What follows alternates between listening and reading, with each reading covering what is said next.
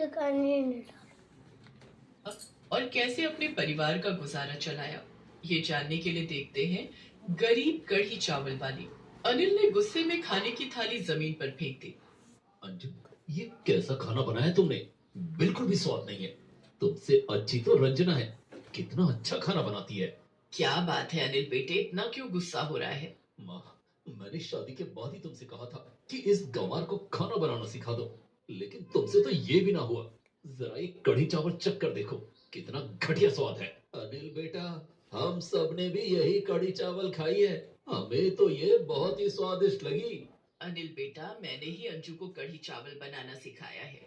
तुझे तो कढ़ी चावल पसंद है ना? इसी बीच अंजू रोते हुए बोली, माँ जी, पहले इनसे पूछिए कि रंजना कौन है। रंजना मेरे ऑफिस में काम करती है और वो तुम्हारी तरह गंवार नहीं है। वो बहुत मॉडर्न है और खाना भी बहुत अच्छा बनाती है। इतना कहकर अनिल ऑफिस चला जाता है। अंजू जमीन पर बिखरे हुए कढ़ी चावल को समेटती है। अंजू का 3 साल का बेटा बिट्टू उससे अपनी तोतली जुबान में बोलता है, मम्मी, आपने बहुत टेस्टी कढ़ी चावल बनाए थे, कल फिर कढ़ी चावल बनाना। बिट्टू अंजू से लिपट जाता है। अंजू उसे सीने से लगाकर रोने लगती है। रो मत बहू, मैं आज अनिल को समझाऊंगी। वो तेरे साथ ऐसी हरकत फिर कभी नहीं करेगा। दरअसल अनिल और अंजू की अरेंज मैरिज हुई थी। अनिल अंजू को बिल्कुल पसंद नहीं करता था, क्योंकि अंजू गांव की रहने वाली थी। अनिल को शहर की मॉडर्न लड़कियां पसंद थी। शादी के 5 साल बाद अनिल अपने साथ काम करने वाली रंजना से प्यार करने लगा था, क्योंकि रंजना मॉडर्न थी। ऑफिस में, हाय अनिल, कैसे हो? हाय रंजना, मैं ठीक हूँ। तुम कैसी हो? हम्म, क्या बात है, तुम्हारा मूड क्यों खराब है? क्या बताऊं, पता नहीं कब उस गंवार अंजू से छुटकारा मिलेगा। आज उसने नाश्ते में कढ़ी चावल बनाई थी। भला नाश्ते में कढ़ी चावल कौन खाता है? कोई बात नहीं, मैं तुम्हारे लिए चीज वेजिटेबल सैंडविच लेकर आई हूँ, जिसे खाकर तुम्हारा मूड एकदम अच्छा हो जाएगा। और लंच में पास्ता लाई हूँ। अरे वाह, मेरा तो ये सब सुनकर ही मूड अच्छा हो गया। अब जल्दी डब्बा खोलो। अनिल नाश्ता करने लगता है। इधर अंजू ने उसे लंच में भी कढ़ी चावल दिए थे। उसने अपना लंच अपने दोस्त को दे दिया। ये ले विनोद, आज मैं तेरे लिए कढ़ी चावल लाया हूँ। अरे वाह, कढ़ी चावल। विनोद लंच में कढ़ी चावल खाता है और अनिल पास्ता। अनिल, भाभी जी से कहना कि उनके हाथों में जादू है। क्या लाजवाब कढ़ी चावल बनाए, खाकर मजा आ गया। अंजू की तारीफ सुनकर अनिल और रंजना चिढ़ जाते हैं। रंजना, अब मैं उस गंवार अंजू की शक्ल और नहीं देख सकता। मैं तो उस घर में कदम भी नहीं रखना चाहता हूँ। पापा मम्मी को मुबारक हो, उनकी गांव की बहू। देर किस बात की अनिल, चलो हम दोनों शादी कर लेते हैं। लेकिन अंजू को बिना तलाक दिए मैं शादी कैसे कर सकता हूँ? ठीक है, जब तलाक दे देना तब मुझसे शादी कर लेना। लेकिन अभी हम दोनों एक साथ तो रह सकते हैं ना? हाँ, ये तुमने ठीक कहा। उस दिन अनिल घर लौट कर नहीं आता और रंजना के साथ उसके घर चला जाता है। रंजना अकेली रहती थी। उधर काफी देर हो जाने के बाद भी जब अनिल घर नहीं लौटा तो अंजू को फिक्र होने लगी। देखिए ना माँ जी, रात के 8 बज गए लेकिन ये अभी तक घर नहीं आए। हो सकता है आज ऑफिस में काम ज्यादा हो। तू चिंता मत कर, अनिल आता ही होगा। आज खाना मैं बनाती हूँ, अनिल की मनपसंद पनीर की सब्जी। कविता रसोई में खाना बनाने लगती है। घड़ी की सुई टिक टिक कर आगे बढ़ रही थी। रात के 9 बज गए, लेकिन अनिल घर नहीं लौटा। मैं उसे फोन लगाकर पूछता हूँ कि घर कब आएगा। जी पिताजी। अनिल बेटे, आज तो घर नहीं आया, क्या बात है? अब मैं कभी घर नहीं आऊंगा। ये तू क्या कह रहा है? ठीक कह रहा हूँ, मैं अंजू के साथ नहीं रह सकता। मैं अब रंजना के साथ रहूंगा और बहुत जल्द हम दोनों शादी करेंगे। अंजू से कहिएगा कि मैं डिवोर्स पेपर भिजवा दूंगा, चुपचाप उस पर अंगूठा लगा दे। इतना कहकर अनिल ने फोन काट दिया। परम ने जब ये बात घर में बताई तो अंजू के पैरों तले जमीन खिसक गई। वो फूट फूट कर रोने लगी। पिताजी, अब मैं क्या करूंगी, कहाँ जाऊंगी? बहू, अनिल ने सिर्फ तेरे साथ ही नहीं बल्कि हमारे साथ भी बहुत बड़ा धोखा किया है। बुढ़ापे में हमें बेसहारा कर गया। अब घर का किराया, राशन, बाकी खर्चे, ये सब कैसे चलेगा? पूरा परिवार सदमे में था।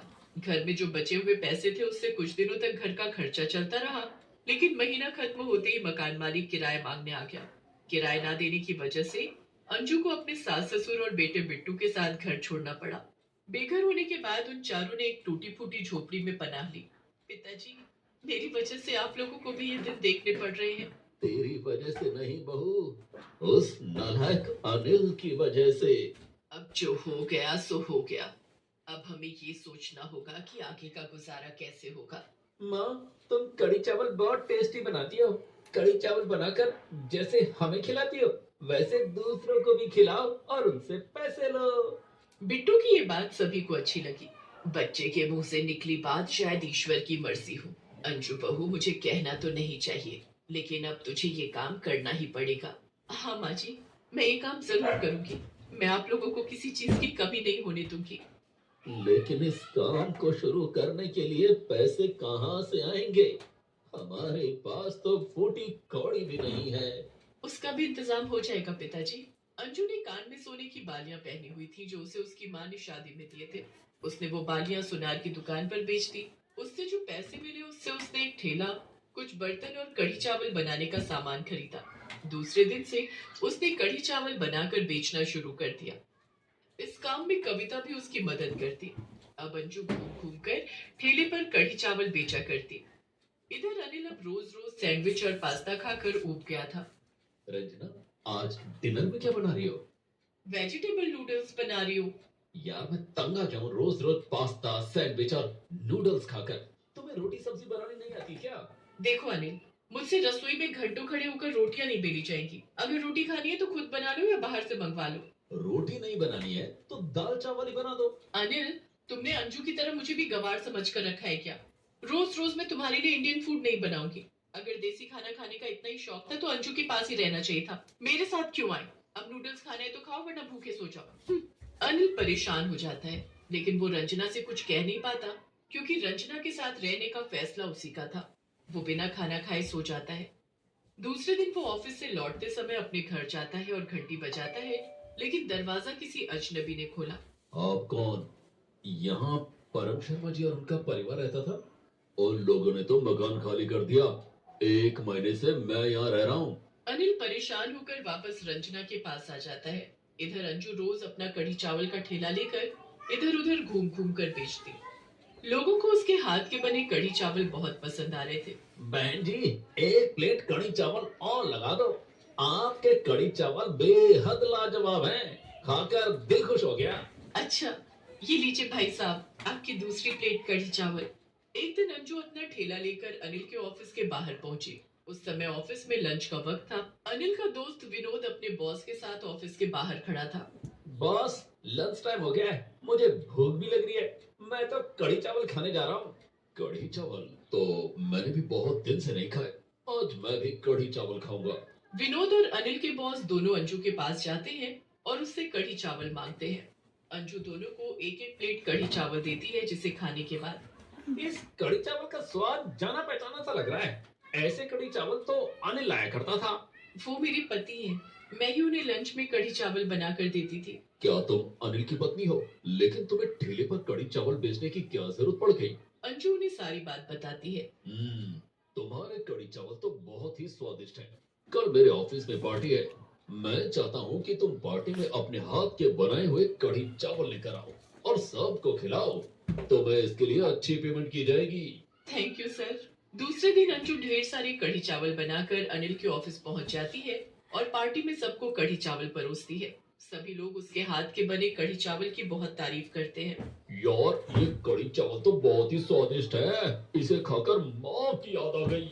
हाँ यार, मैं तो सोच रहा हूँ कि रोज इससे ही कढ़ी चावल लेकर खाया करूंगा। जब ये तारीफ अनिल के कानों तक पहुंची, कौन है वो कढ़ी चावल वाली? अनिल कढ़ी चावल वाली के पास जाता है तो अंजू को देखकर शर्मिंदा हो जाता है। अंजू, क्या मुझे भी 1 प्लेट कढ़ी चावल मिलेगी? मैंने कई दिनों से तुम्हारे हाथ के बने कढ़ी चावल नहीं खाए। मैं इन्हें खाने के लिए तरस गया था। तुम वाकई में बहुत स्वादिष्ट कढ़ी चावल बनाती हो। अंजू ने अनिल को एक प्लेट कढ़ी चावल दिए, जिसे खाकर अनिल की आंखों से पश्चाताप के आंसू निकल पड़े। वो शाम को अंजू के साथ उसके घर जाता है और सबसे माफी मांगता है, जिसके बाद सभी लोग वापस एक साथ रहने लगते हैं।